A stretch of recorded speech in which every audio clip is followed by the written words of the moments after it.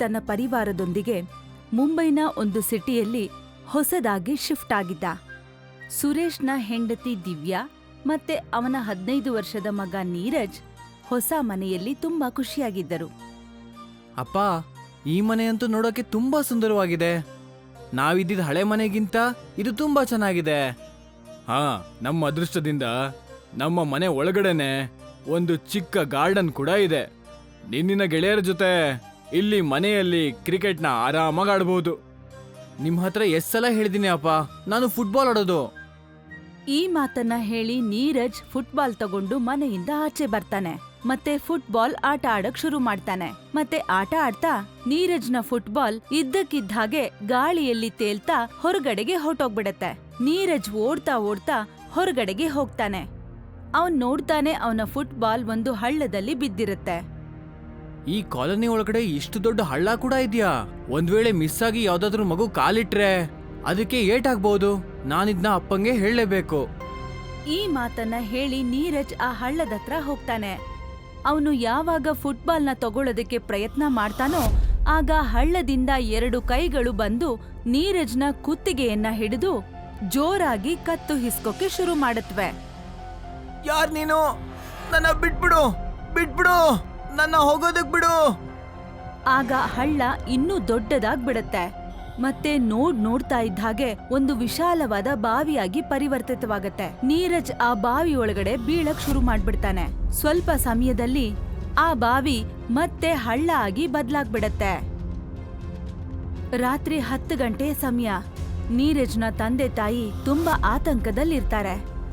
ನೀವ್ ಹೋಗಿ ನೋಡಿ, ನೀರಜ್ ಇನ್ನೂ ಮನೆಗ್ ಬಂದಿಲ್ಲ. ಈಗ ನನಗೂ ಕೂಡ ಟೆನ್ಷನ್ ಆಗ್ತಿದೆ ದಿವ್ಯಾ. ನಾನು ಈ ಕಾಲೋನಿಯಲ್ಲಿರೋ ಪ್ರತಿಯೊಬ್ಬರಿಗೂ ಕೇಳಿದೆ, ಆದ್ರೆ ಯಾರು ಕೂಡ ನೀರಜ್ನ ನೋಡಿಲ್ವಂತೆ. ನಾವಿಲ್ಲಿಗಿನ್ನೂ 2 ದಿನ ಆಗಿದೆ ಬಂದು. ಯಾರು ಅವನಿಗಿನ್ನೂ ಫ್ರೆಂಡ್ ಕೂಡ ಆಗಿರಲ್ಲ. ಇನ್ನೂ ಅವನು ಸ್ಕೂಲು ಕೂಡ ಹೋಗ್ತಿಲ್ಲ. ನನ್ಗಂತೂ ತುಂಬಾ ಭಯ ಆಗ್ತಾ ಇದೆ. ನೀವ್ ಹೋಗಿ ಹುಡ್ಕೊಂಡ್ ಬನ್ನಿ. ನನ್ ಮಗ ಎಲ್ಲಿಗೆ ಹೋಗಿದಾನೋ ಏನೋ. ನೀನೀಗ ಚಿಂತೆ ಮಾಡ್ಬೇಡ. ನಾನು ಬಹುಶಃ ಪೊಲೀಸ್ ಸ್ಟೇಷನ್ಗೆ ಹೋಗಿ ಕಂಪ್ಲೇಂಟ್ ಮಾಡಲೇಬೇಕು ಅನ್ಸುತ್ತೆ.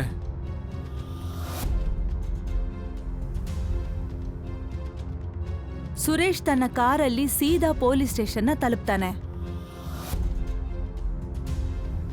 ಮತ್ತೆ ಇನ್ಸ್ಪೆಕ್ಟರ್ಗೆ ಅವನು ಹೇಳ್ತಾನೆ, ಇನ್ಸ್ಪೆಕ್ಟರ್ ಸರ್, ನನ್ನ ಮಗ ಕಳೆದ 5 ಗಂಟೆಗಳಿಂದ ಕಾಣಿಸ್ತಾ ಇಲ್ಲ. ನಿಮ್ಮ ಮಗನ ವಯಸ್ಸೆಷ್ಟು? 15 ವರ್ಷ. ಅವನ ಗೆಳೆಯರ ಜೊತೆ ಬಹುಶಃ ಮಜಾ ಮಾಡಕ್ಕೆಲ್ಲಾದ್ರೂ ಹೋಗಿರ್ತಾನೆ ಅಷ್ಟೇ. ಈಗಿನ ಕಾಲದ ಮಕ್ಕಳ ಬಗ್ಗೆ ನಿಮ್ಗೆ ಗೊತ್ತಿದೆ ಅಲ್ವಾ? ಚಿಕ್ಕ ಚಿಕ್ಕ ವಿಷಯಕ್ಕೂ ಪಾರ್ಟಿ ಮಾಡೋದು ಇವ್ರಿಗೆ ಅಭ್ಯಾಸ ಆಗೋಗಿದೆ. ಟೆನ್ಷನ್ ಮಾಡ್ಕೋಬೇಡಿ, ಸ್ವಲ್ಪ ಹೊತ್ತಲ್ಲೇ ಮನೆಗೆ ಬರ್ಬೋದು. ನೀವು ನನ್ನ ಮಾತನ್ನ ಅರ್ಥ ಮಾಡ್ಕೊಳ್ತಿಲ್ಲ ಇನ್ಸ್ಪೆಕ್ಟರ್ ಸಾಹೇಬ್ರೆ. ನಾವೀ ಸಿಟಿಗೆ ಹೊಸದಾಗಷ್ಟೇ ಬಂದಿದ್ದು. ಈ ಸಿಟಿಯಲ್ಲಿ ನನ್ನ ಮಗ ಇನ್ನೂ ಯಾವುದೇ ಗೆಳೆಯರನ್ನ ಮಾಡ್ಕೊಂಡಿಲ್ಲ. ಹಾಗೆ ನೀವು ಮುಂಬೈಯಲ್ಲಿ ಎಲ್ಲಿ ಶಿಫ್ಟ್ ಆಗಿದ್ದೀರಾ? ಜೂಹಾ ಬೀಚ್ ಹತ್ರ ಫ್ರೆಂಡ್ಸ್ ಕಾಲೋನಿ ಅಂತ ಇದೆಯಲ್ಲ, ನಾವು 2 ದಿನಕ್ಕೂ ಮುಂಚೆ ಅದೇ ಕಾಲೋನಿಗೆ ಶಿಫ್ಟ್ ಆಗಿದ್ವಿ. ಫ್ರೆಂಡ್ಸ್ ಕಾಲೋನಿಯ ಹೆಸರನ್ನ ಕೇಳ್ತಿದ್ದ ಹಾಗೆ ಇನ್ಸ್ಪೆಕ್ಟರ್ ತುಂಬಾನೇ ಆಶ್ಚರ್ಯ ಪಡ್ತಾರೆ. ಅವರ ಮುಖದಲ್ಲಿ ತುಂಬಾನೇ ಗಾಬರಿ ಇರುತ್ತೆ. ಅವರು ತಕ್ಷಣ ಕಾನ್ಸ್ಟೇಬಲ್ಗೆ ನೀರಜ್ ಕಳೆದು ಹೋಗಿರೋದ್ರ ಬಗ್ಗೆ ರಿಪೋರ್ಟ್ ಬರೆಯೋದಕ್ಕೆ ಹೇಳ್ತಾರೆ. ಮತ್ತೆ ಸುರೇಶ್ ಕಡೆಗೆ ನೋಡಿ ಹೇಳ್ತಾರೆ, ನೀವೀಗ ಮನೆಗೆ ಹೋಗಿ ಮಿಸ್ಟರ್ ಸುರೇಶ್. ನಾವು ನಿಮ್ಮ ಮಗನ ಹುಡ್ಕೋದಕ್ಕೆ ಪೂರ್ತಿ ಪ್ರಯತ್ನ ಮಾಡ್ತೀವಿ. ಸುರೇಶ್ ತುಂಬಾ ಬೇಜಾರ್ ಮಾಡ್ಕೊಂಡು ತನ್ನ ಮನೆಗೆ ವಾಪಸ್ ಹೋಗ್ತಾನೆ. ಇನ್ಸ್ಪೆಕ್ಟರ್ ಕಾನ್ಸ್ಟೇಬಲ್ ಕಡೆ ನೋಡಿ ಹೇಳ್ತಾರೆ, ಪಿಸಿ, ಬಾ ನನ್ ಜೊತೆ. ಸ್ವಲ್ಪ ಸಮಯದಲ್ಲೇ ಇನ್ಸ್ಪೆಕ್ಟರ್ ಕಾನ್ಸ್ಟೇಬಲ್ ಜೊತೆ ಬಂದು ಫ್ರೆಂಡ್ಸ್ ಕಾಲೋನಿಯ ಜನರ ಹತ್ರ ಎಲ್ಲ ವಿಚಾರಣೆ ಮಾಡ್ತಾ ಇರ್ತಾರೆ. ಇನ್ಸ್ಪೆಕ್ಟರ್ ಒಬ್ಬ ವ್ಯಕ್ತಿ ಹತ್ರ ಹೇಳ್ತಾ ಇರ್ತಾರೆ, ಅಷ್ಟಕ್ಕೂ ನಿನ್ನ ಮಾತನ್ನ ಯಾಕೆ ಸರಿಯಾಗಿ ಅರ್ಥ ಮಾಡ್ಕೋತಿಲ್ಲ? ಈ ಇಲಾಖೆಯಲ್ಲಿ ಇದು 5ನೇ ಮಗು ಕಾಣೆಯಾಗಿರೋದು. ಆದ್ರೆ ಈ ವಿಷಯದ ಬಗ್ಗೆ ನೀವ್ಯಾರು ಕೂಡ ಒಂಚೂರು ಬಾಯಿ ಬಿಡ್ತಾ ಇಲ್ಲ. ಹೇಳಿ ಏನಾದ್ರು. ನನ್ನ ಮಾತನ್ನ ನಂಬಿ ಇನ್ಸ್ಪೆಕ್ಟರ್ ಸಾಹೇಬ್ರೆ. ನನಗೆ ಏನು ಕೂಡ ಗೊತ್ತಿಲ್ಲ. ಹೀಗಾಗೋದಕ್ಕೆ ಹೇಗ್ ಸಾಧ್ಯ? ನೋಡಿ, ನೀವು ಯಾರಿಗೂ ಹೆದರ್ಕೊಳ್ಳೋ ಅವಶ್ಯಕತೆ ಇಲ್ಲ. ಒಂದ್ ವೇಳೆ ನಿಮ್ಗೆ ಈ ಕಾಲೋನಿಯಲ್ಲಿ ಯಾವ್ದಾದ್ರೂ ಅನುಮಾನ ಬರುವಂತ ವ್ಯಕ್ತಿ ಕಾಣಿಸಿದ್ರೆ ನೀವು ನನಗೆ ಹೇಳ್ಬೋದು. ನಿಮ್ಮ ಹೆಸರು ಎಲ್ಲೂ ಆಚೆ ಬರಲ್ಲ. ನೀವು ನನ್ನ ಟೈಮ್ನ ವೇಸ್ಟ್ ಮಾಡ್ತಾ ಇದ್ದಾರೆ ಇನ್ಸ್ಪೆಕ್ಟರ್ ಸಾಹೇಬ್ರೆ. ನನ್ನ ಹೋಗೋದಕ್ಕೆ ಬಿಡಿ. ಈ ಮಾತನ್ನ ಹೇಳಿ ಆ ವ್ಯಕ್ತಿ ಅಲ್ಲಿಂದ ಹೊರಟೋಗ್ಬಿಡ್ತಾನೆ. ಇನ್ಸ್ಪೆಕ್ಟರ್ ಕೋಪದಿಂದ ತನ್ನ ಜೀಪಲ್ಲಿ ಕೂತ್ಕೊಂಡು ಕಾನ್ಸ್ಟೇಬಲ್ಗೆ ಹೇಳ್ತಾನೆ, ನನಗೆ ಅರ್ಥ ಆಗ್ತಿಲ್ಲ, ಈ ಕಾಲೋನಿಯಲ್ಲಿರೋ ಜನರ ಮನ್ಸಲ್ಲಿ ಮನುಷ್ಯತ್ವ ಅನ್ನೋದು ಇದೆಯೋ ಇಲ್ವೋ ಅಂತ. ಈ ಕಾಲೋನಿಯಲ್ಲಿ ಇದು 5ನೇ ಮಗು ಕಾಣೆಯಾಗಿರೋದು. ಅಲ್ಲ, ಯಾರದು ಮಕ್ಕಳನ್ನ ಕಿಡ್ನಾಪ್ ಮಾಡಿ ಕರ್ಕೊಂಡು ಹೋಗ್ತಾ ಇರೋದು? ಇನ್ಸ್ಪೆಕ್ಟರ್ ಈ ಮಾತನ್ನ ಹೇಳ್ತಿದ್ದ ಹಾಗೆ ಇನ್ಸ್ಪೆಕ್ಟರ್ ಕಾನ್ಸ್ಟೇಬಲ್ ಕಡೆ ನೋಡಿ ಹೇಳ್ತಾರೆ, ಒಂದ್ ಮಾತು ಹೇಳ ಸರ್, ತಪ್ಪು ತಿಳ್ಕೊಬೇಡಿ. ಹಾ ಹೇಳು, ಏನ್ ಮಾತು? ಸರ್, ನೀವು ಬಹುಶಃ ನೋಟಿಸ್ ಮಾಡಿಲ್ಲ ಅನ್ಸುತ್ತೆ. ಯಾವಾಗೆಲ್ಲ ನೀವು ಈ ಕಾಲೋನಿಯ ಜನರ ಹತ್ರ ಕಾಣೆಯಾಗಿರೋ ಮಕ್ಕಳ ಬಗ್ಗೆ ವಿಚಾರಣೆ ಮಾಡೋದಕ್ಕಂತ ಬರ್ತೀರಲ್ಲ, ಆಗಲ್ಲ ಅವ್ರ ಮುಖದಲ್ಲಿ ಒಂದು ವಿಚಿತ್ರವಾದ ಭಯ ಕಾಣಿಸುತ್ತೆ. ನೀವು ಬಹುಶಃ ನೋಟಿಸ್ ಮಾಡಿಲ್ಲ ಅನ್ಸುತ್ತೆ. ಅವರೆಲ್ಲರೂ ಸಿಕ್ಕಾಪಟ್ಟೆ ಭಯ ಪಡ್ತಾ ಇರ್ತಾರೆ. ನೀನೇನ್ ಹೇಳೋದಕ್ ಬರ್ತಾ ಇದೀಯಾ? ನನಗನ್ಸುತ್ತೆ ಇದರಲ್ಲಿ ಯಾವುದೋ ದೆವ್ವದ ಕೈವಾಡ ಇದೆ ಅಂತ. ಇಲ್ಲಾಂದ್ರೆ ನೀವೇ ಹೇಳಿ ಸರ್. ಈ ಕಾಲೋನಿಯಲ್ಲಿ ಕಳೆದೋಗಿರೋ 5 ಮಕ್ಕಳನ್ನ ಹುಡ್ಕಕ್ಕೆ ನಾವು ಸಿಟಿಯಲ್ಲಿರೋ ಗಲ್ಲಿ ಮೂಲೆಗಳೆಲ್ಲ ಓಡಾಡಿದ್ವಿ. ಆದ್ರೆ ಗೊತ್ತಿಲ್ಲ ಆ ಮಕ್ಕಳನ್ನ ಭೂಮಿ ನುಂಗ್ಕೊಂತೋ ಅಥವಾ ಆಕಾಶ ಎಳ್ಕೊಂತೋ ಅಂತ. ನಿನಗ್ ಗೊತ್ತಿದೆ ತಾನೇ ನನಗೆ ದೆವ್ವ ಭೂತಗಳ ಮೇಲೆ ನಂಬಿಕೆ ಇಲ್ಲ ಅಂತ. ಆದ್ರೆ ಇಷ್ಟು ಮಾತ್ರ ಖಂಡಿತ ಗೊತ್ತು, ಮಕ್ಕಳು ಇದೇ ಕಾಲೋನಿ ಒಳಗಡೆ ಕಾಣೆ ಆಗ್ತಾ ಇದಾರೆ ಅಂತ. ಯಾಕಂದ್ರೆ CCTV ಕ್ಯಾಮರಾದ ಪ್ರಕಾರ ಆ ಮಕ್ಕಳು ಈ ಕಾಲೋನಿಯಿಂದ ಹೊರಗಡೆ ಹೋಗೇ ಇಲ್ಲ. ಆದ್ರೆ ಈಗ ನಾನು ಈ ವಿಷಯದ ಬಗ್ಗೆ ಆಳವಾಗಿ ಯೋಚನೆ ಮಾಡ್ತೀನಿ. ನೀವೇನ್ ಮಾಡ್ತೀರಾ ಸರ್? ನಾನಲ್ಲ, ನಾವಿಬ್ರು. ನಾಳೆಯಿಂದ ನಾವಿಬ್ರು ಈ ಕಾಲೋನಿಯಲ್ಲಿರೋ ಪ್ರತಿಯೊಂದು ಮನೆ ಮೇಲೂ ಕಣ್ಣಿಡೋಣ. ಮಾರನೇ ದಿನ ಇನ್ಸ್ಪೆಕ್ಟರ್ ಮತ್ತೆ ಕಾನ್ಸ್ಟೇಬಲ್ ಭಿಕ್ಷುಕರ ವೇಷನ ಹಾಕೊಂಡು ಕಾಲೋನಿಯಲ್ಲಿ ಸುತ್ತಾ ಇರ್ತಾರೆ. ಆದ್ರೆ ಅವರಿಬ್ಬರಿಗೂ ಅಲ್ಲಿ ಯಾವುದೇ ರೀತಿಯ ಸಾಕ್ಷಿ ಸಿಗೋದಿಲ್ಲ. ನಾವಿಬ್ರು ಈ ಕಾಲೋನಿಯಲ್ಲಿ ವೇಷ ಬದಲಾಯಿಸ್ಕೊಂಡು ಸುತ್ತಾಡಕ್ ಶುರು ಮಾಡಿ 10 ದಿನಕ್ಕಿಂತ ಹೆಚ್ಚಿನ ಸಮಯ ಆಗಿದೆ PC. ಆದ್ರೆ ಇದುವರೆಗೂ ನಮ್ಗೆ ಯಾವುದೇ ಸಾಕ್ಷಿ ಕೂಡ ಸಿಕ್ಕಿಲ್ಲ. ಹಾಗೆ ನಮ್ಗೆ ಯಾವುದೇ ಅನುಮಾನ ಬರೋ ವ್ಯಕ್ತಿ ಕೂಡ ಕಾಣಿಸ್ತಾ ಇಲ್ಲ. ಆದ್ರೆ ಈ ಕಾಲೋನಿಯಲ್ಲಿ ಎಲ್ಲ ಜನ ಭಯ ಪಡ್ತಿರೋದು ಎದ್ದು ಕಾಣಿಸ್ತಾ ಇದೆ. ಯಾರೆಲ್ಲ ಮನೆಯ ಮಕ್ಕಳು ಕಾಣೆಯಾಗಿದ್ದಾರೋ ಅವರ ಮುಖದಲ್ಲಿ ಖುಷಿಯಂತೂ ಇರಲ್ವಲ್ಲ PC? ಆಗ ಅವರಿಬ್ಬರ ಕಿವಿಗೆ ಒಬ್ಳು ಹೆಂಗ್ಸಿನ ಧ್ವನಿ ಕೇಳ್ಸತ್ತೆ. ಈ ರೀತಿಯಲ್ಲಿ ನೀವಿಬ್ರು ಎಷ್ಟೇ ಪ್ರಯತ್ನ ಪಟ್ರೂ ಕೂಡ ನೀವು ಯಾವುದೇ ಕಾರಣಕ್ಕೂ ಅವಳನ್ನ ತಲುಪೋದಕ್ಕಾಗಲ್ಲ. ಇನ್ಸ್ಪೆಕ್ಟರ್ ಮತ್ತೆ ಕಾನ್ಸ್ಟೇಬಲ್ ತಿರುಗಿ ನೋಡ್ತಾರೆ. ಆಗ ಅವ್ರ ಮುಂದೆ ಒಂದು ಹುಚ್ಚಿ ತರ ಕಾಣಿಸ್ತಿರೋ ಹೆಂಗ್ಸು ಗಲೀಜ್ ಬಟ್ಟೆಗಳನ್ನ ಹಾಕೊಂಡು ಅವರನ್ನೇ ಗುರಾಯಿಸ್ತಿರ್ತಾಳೆ. ಅಯ್ಯೋ ಸಾರ್, ಈ ಹೆಂಗ್ಸು ಹುಚ್ಚಿ. ಹೋಗು ಇಲ್ಲಿಂದ, ನಮ್ಗೆ ಆಲ್ರೆಡಿ ತಲೆ ಕೆಟ್ಟೋಗಿದೆ. ಹುಚ್ಚಿ ನಾನಲ್ಲ, ಈಗ ನೀವಿಬ್ರು ಹುಚ್ಚರು. ಕೇಳಿ ನನ್ ಮಾತನ್ನ. ನೀವು ಆ ವಿಷಯದವರೆಗೂ ಹೋಗ್ಬೇಕು ಅಂತಂದ್ರೆ ನೀವಿಬ್ರು ಇವತ್ ರಾತ್ರಿ ಆ ಹಳ್ಳದ ಮೇಲೆ ಗಮನ ಇಡ್ಬೇಕಾಗತ್ತೆ. ಹಳ್ಳನ?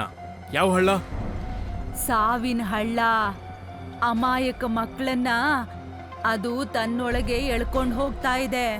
ನಿಮಗೆ ಆ ಹಳ್ಳ ಕೊನೆಯದಾಗಿ ಕಳೆದು ಹೋಗಿರೋಂಥ ಮಕ್ಕಳ ಮನೆ ಹತ್ರನೇ ಸಿಕ್ಬಿಡತ್ತೆ. ನಿನ್ ಹತ್ರ ಇವತ್ತು ಒಂದಿನ ಮಾತ್ರನೇ ಇರೋದು. ಒಂದ್ ವೇಳೆ ಇವತ್ತಿನ ದಿನನ ನೀನು ಕಳ್ಕೊಂಡ್ರೆ ಆಮೇಲೆ ನೀನು ಆ ಒಂದು ಮಗುನ ಯಾವತ್ತೂ ಹುಡುಕಕ್ಕಾಗೋದಿಲ್ಲ. ಮತ್ತೆ ಅವಳು ಈ ಪ್ರಪಂಚಕ್ಕೆ ವಾಪಸ್ ಬಂದ್ಬಿಡ್ತಾಳೆ. ಈ ಮಾತನ್ನ ಹೇಳಿ ಆ ಹುಚ್ಚಿ ಹೆಂಗ್ಸು ಅಲ್ಲಿಂದ ಹೊರಟ್ಬಿಡ್ತಾಳೆ. ನನಗೆ ಈಗ್ಲೂ ಕೂಡ ಅವಳು ಮಾತು ಅರ್ಥನೇ ಆಗ್ತಿಲ್ಲ ಸರ್. ಇನ್ಸ್ಪೆಕ್ಟರ್ ಕಾನ್ಸ್ಟೇಬಲ್ ಮಾತಿಗೆ ಗಮನ ಕೊಡದೆ ಸುರೇಶ್ನ ಮನೆ ಹತ್ರಕ್ಕೆ ಹೊರಟ್ಬಿಡ್ತಾನೆ. ಅವನು ನೋಡ್ತಾನೆ, ಅವನ ಮನೆಯ ಹತ್ರ ಒಂದು ವಿಚಿತ್ರವಾಗಿರುವಂತ ಒಂದು ಹಳ್ಳ ಇರುತ್ತೆ. PC, ನಾವು ಇವತ್ತು ರಾತ್ರಿ ಈ ಹಳ್ಳದ ಮೇಲೆನೆ ಕಣ್ಣಿಡ್ಬೇಕಾಗುತ್ತೆ. ಅದೆಲ್ಲ ಸರಿ ಸಾರ್, ಆದ್ರೆ ನಾವಿಬ್ರು ಎಲ್ಲಂತ ಬಚ್ಚಿಟ್ಕೊಳ್ಳೋದು? ಅಲ್ಲಿ ಎದುರುಗಡೆ ದೊಡ್ಡ ಮರ ಕಾಣಿಸ್ತಾ ಇದೆಯಲ್ಲ, ನಾವು ಆ ಮರದ ಹಿಂದೆ ಬಚ್ಚಿಟ್ಕೋಬಹುದು. ಇನ್ಸ್ಪೆಕ್ಟರ್ ಮತ್ತೆ ಕಾನ್ಸ್ಟೇಬಲ್ ಆ ಮರದ ಹಿಂದೆ ಬಚ್ಚಿಟ್ಕೋತಾರೆ. ರಾತ್ರಿಯ 8 ಗಂಟೆ ಸಮಯ. ಆ ಕಡೆಯಿಂದ ಒಂದು ಮಗು ಬರ್ತಾ ಇರುತ್ತೆ. ಆ ಕ್ಷಣದಲ್ಲೇ ಆ ಹಳ್ಳದಿಂದ ಒಂದು ಶಬ್ದ ಜೋರಾಗಿ ಕೇಳ್ಸಕ್ ಶುರುವಾಗತ್ತೆ. 2 ದೊಡ್ಡ ದೊಡ್ಡ ಕೈಗಳು ಭಯಂಕರ ಶಬ್ದದೊಂದಿಗೆ ಆಚೆ ಬರುತ್ತೆ. ಆ 2 ಕೈಗಳು ಆ ಮಗುವಿನ ಕತ್ತನ್ನ ಹಿಡ್ಕೊಂಡ್ಬಿಡತ್ತೆ. ಬೇಗ ಬಾ PC. ನಿಮ್ಗೇನ್ ಹುಚ್ಚಿಡ್ದಿದ್ಯಾ ಸಾರ್? ನಿಮ್ಗೇನ್ ಕಾಣಿಸ್ತಾ ಇಲ್ವಾ? ಅಯ್ಯೋ, ಇಲ್ಲಿ ನಿಜವಾಗ್ಲೂ ದೆವ್ವದ ಕಾಟ ಇದೆ. ನನಗೆ ಅದೆಲ್ಲ ಗೊತ್ತಿಲ್ಲ. ನನಗೆ ಕೇವಲ ಆ ಮಗುನ ಪ್ರಾಣ ಉಳಿಸ್ಬೇಕಷ್ಟೇ. ಈ ಮಾತನ್ನ ಹೇಳಿ ಇನ್ಸ್ಪೆಕ್ಟರ್ ಆ ಹಳ್ಳದ ಹತ್ರ ಹೋಗ್ತಾರೆ. ಅವರು ನೋಡ್ತಾರೆ, ಆ ಹಳ್ಳ ದೊಡ್ಡ ಬಾವಿಯಾಗಿ ಬದಲಾಗ್ಬಿಟ್ಟಿರುತ್ತೆ. ಇನ್ಸ್ಪೆಕ್ಟರ್ ಯೋಚನೆ ಕೂಡ ಮಾಡ್ದೆ ಆ ಬಾವಿ ಒಳಗೆ ಜೋರಾಗಿ ಜಂಪ್ ಮಾಡ್ತಾರೆ. ಮತ್ತೆ ಅವ್ರ ಹಿಂದೆನೆ ಇಷ್ಟ ಇಲ್ದೇ ಇದ್ರೂ ಕೂಡ ತುಂಬಾ ಸ್ಫೂರ್ತಿಯಿಂದ ಕಾನ್ಸ್ಟೇಬಲ್ ಕೂಡ ಜಂಪ್ ಮಾಡ್ಬಿಡ್ತಾರೆ.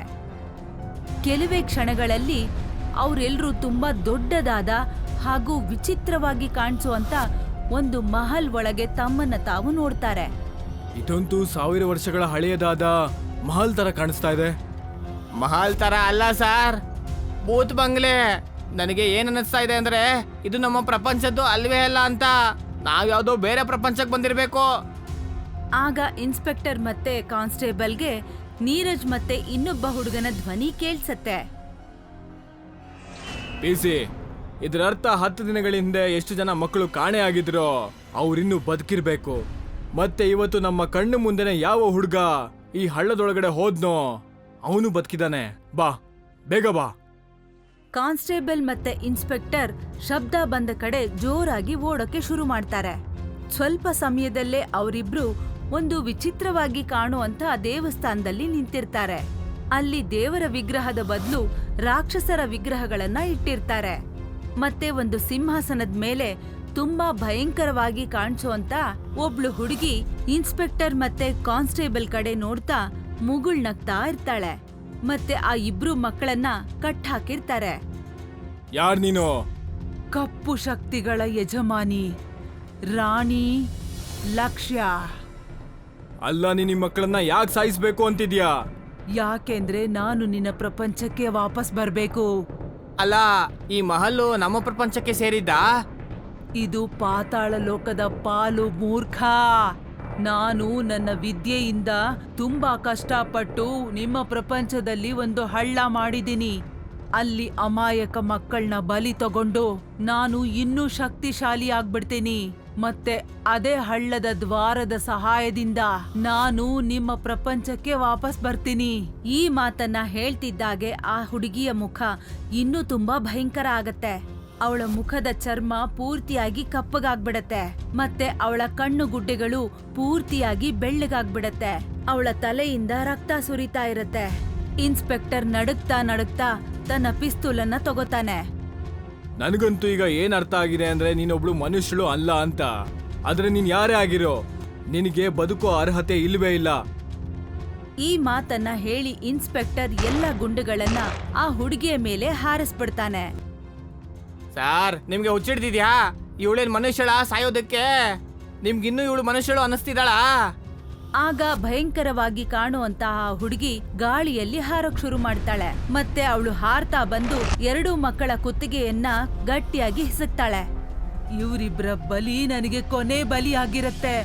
ಆಮೇಲೆ ಯಾರು ನನ್ನನ್ನ ಏನು ಮಾಡಕ್ಕಾಗಲ್ಲ. ಇನ್ಸ್ಪೆಕ್ಟರ್ ಅವಳನ್ನ ತಡೆಯೋದಕ್ಕೆ ಪ್ರಯತ್ನ ಪಡ್ತಾರೆ. ಇದ್ದಕ್ಕಿದ್ದಾಗೆ ಅವರು ಗಾಳಿಯಲ್ಲಿ ತೇಲ್ತಾ ಹಿಂದೆ ಹೋಗಿ ಒಂದು ಬಂಡೆಗೆ ಪೆಟ್ಟಾಗಿ ಕೆಳಗ್ ಬೀಳ್ತಾರೆ. ನನ್ಗನ್ಸುತ್ತೆ ನಾವಿಬ್ರು ಸತ್ತೋಗ್ತೀವಿ ಅಂತ ಸರ್. ಈ ಹೆಂಗಸನ್ನ ಎದುರಿಸೋದಕ್ಕೆ ನಮ್ ಕೈಲಂತೂ ಆಗಲ್ಲ ಸರ್. ಬಹುಶಃ ನೀನು ಸರಿಯಾಗಿ ಹೇಳ್ತಿದ್ಯಾ ಪಿಸಿ. ನಮ್ಮ ಪಿಸ್ತೂಲ್ನ ಬುಲೆಟ್ ಕೂಡ ಅವಳ ಶರೀರಕ್ಕೆ ಏನು ಕೂಡ ಮಾಡ್ತಾ ಇಲ್ಲ. ಇನ್ಸ್ಪೆಕ್ಟರ್ ಈ ಮಾತನ್ನ ಹೇಳ್ತಿದ್ದ ಹಾಗೆ ಅವರಿಬ್ಬರ ಕಿವಿಯಲ್ಲಿ ಆ ಹುಚ್ಚಿ ಹೆಂಗ್ಸು ಮಾತಾಡಿದ್ದು ಕೇಳ್ಸತ್ತೆ. ಇಷ್ಟು ಬೇಗ ಧೈರ್ಯ ಕಳ್ಕೋಬೇಡಿ. ನೀವಿಬ್ರು ಮಾತ್ರ ಕಪ್ಪು ಶಕ್ತಿಗಳ ಯಜಮಾನಿ ರಾಣಿ ಲಕ್ಷ್ಯನ ಅಂತ್ಯ ಮಾಡಬಹುದು. ಇನ್ಸ್ಪೆಕ್ಟರ್ ಮತ್ತೆ ಕಾನ್ಸ್ಟೇಬಲ್ ನೋಡ್ತಾರೆ. ಅದೇ ಹುಚ್ಚಿ ಹೆಂಗ್ಸು ಅವ್ರ ಮುಂದೆ ನಿಂತಿರ್ತಾಳೆ. ಆದ್ರೆ ಈ ಸಾರಿ ಅವಳು ಮಹಾರಾಣಿಯ ಬಟ್ಟೆಗಳನ್ನ ಹಾಕೊಂಡಿರ್ತಾಳೆ. ನೀನಿಲ್ಲಿ ಹೇಗೆ? ಯಾರ್ ನೀನು? ನಾನು ರಾಣಿ ಲಕ್ಷ್ಯಾಳ ಅಮ್ಮ, ಈ ಪಾತಾಳ ಲೋಕದ ಮಹಾರಾಣಿ. ನನ್ನ ಮಗಳು ನನ್ನನ್ನ ಸಿಂಹಾಸನದಿಂದ ಇಳಿಸಿ ಪೂರ್ತಿ ಪಾತಾಳ ಲೋಕನ ವಶಪಡಿಸ್ಕೊಂಡಿದ್ದಾಳೆ. ಆದ್ರೆ ಈಗ ಅವಳು ಮನುಷ್ಯರನ್ನ ಬಲಿ ಕೊಟ್ಟು ಮನುಷ್ಯರ ಪ್ರಪಂಚಕ್ಕೆ ಬರ್ಬೇಕು ಅಂತಿದ್ದಾಳೆ. ಯಾಕೆಂದ್ರೆ ಅವಳು ಮನುಷ್ಯರ ರಕ್ತನ ಹರಿಸಿ ಪಿಶಾಚಿಗಳನ್ನ ಸಂತೋಷ ಪಡಿಸ್ಬೇಕು ಅಂತಿದ್ದಾಳೆ. ಒಂದ್ ವೇಳೆ ಹೀಗಾಯ್ತು ಅಂದ್ರೆ ಪ್ರಪಂಚ ಪೂರ್ತಿಯಾಗಿ ನಾಶ ಆಗ್ಬಿಡತ್ತೆ. ಹಾಗಿದ್ರೆ ಹೇಳು, ಅದನ್ನ ಹೇಗ್ ನಾಶ ಮಾಡೋದು ಅಂತ. ಹಾ, ನೀನು ಅವಳ ತಾಯಿ ತಾನೇ, ನಿನಗಂತೂ ಗೊತ್ತೇ ಇರುತ್ತೆ. ಯಾರಾದ್ರೂ ಒಳ್ಳೆ ಮನಸ್ಸಿನ ವ್ಯಕ್ತಿ ಈ ಮೂರ್ತಿಗಳನ್ನ ತನ್ನ ಕೈಯಿಂದ ಒಡೆದು ಹಾಕಿದ್ರೆ ಆಗ ರಾಣಿ ಲಕ್ಷ್ಯ ಸುಟ್ಟು ಭಸ್ಮ ಆಗ್ಬಿಡ್ತಾಳೆ. ನನಗಂತೂ ಒಳ್ಳೆ ಮನ್ಸಿಲ್ಲ ಸರ್. ನೀವು ನಿಮ್ಮ ಲೈಫಲ್ಲಿ ಇದುವರೆಗೂ ಒಂದು ಲಂಚ ಕೂಡ ತಗೊಂಡಿಲ್ಲ. ನಿಮ್ಗೆ ಜನರ ಬಗ್ಗೆ ತುಂಬಾನೇ ಕಾಳಜಿ ಇದೆ. ಈ ಕೆಲ್ಸನ ನೀವೇ ಚೆನ್ನಾಗಿ ಮಾಡ್ತೀರಾ.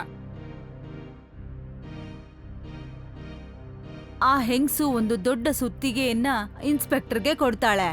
ಇನ್ಸ್ಪೆಕ್ಟರ್ ತುಂಬಾ ಜೋರಾಗಿ ಆ ಮೂರ್ತಿಗಳನ್ನ ಒಡೆಯೋದಕ್ಕೆ ಶುರು ಮಾಡ್ತಾರೆ. ಮೂರ್ತಿಗಳು ಒಡೆದು ಹೋಗ್ತಾ ಇದ್ದ ಹಾಗೆ ಆ ಭಯಂಕರ ಹೆಂಗಸಿನ ಶಕ್ತಿ ಕಡಿಮೆ ಆಗ್ತಾ ಬರುತ್ತೆ.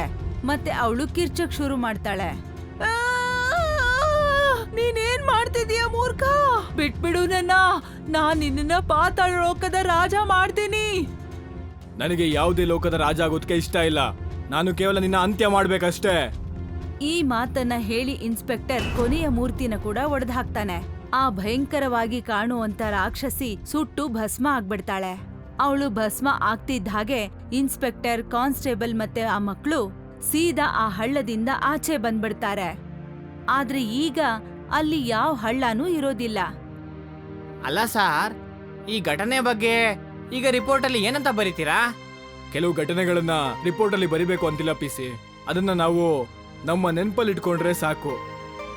ಈ ಮಾತನ್ನ ಹೇಳಿ ಇನ್ಸ್ಪೆಕ್ಟರ್ ಆ ಮಕ್ಕಳನ್ನ ನೋಡಿ ಹೇಳ್ತಾರೆ, ನೀವಿಬ್ರು ಈಗ ನಿಮ್ ಮನೆಗೆ ಹೋಗ್ಬೋದು. ಆ ಇಬ್ರು ಮಕ್ಕಳು ಖುಷಿ ಖುಷಿಯಿಂದ ತಮ್ಮ ಮನೆಗೆ ಹೊರಟ್ಬಿಡ್ತಾರೆ. ಮತ್ತೆ ಈಗ ಆ ಹಳ್ಳದ ರಹಸ್ಯದ ವಿಷಯ ಕೂಡ ಮುಗ್ದು ಹೋಗ್ಬಿಡತ್ತೆ.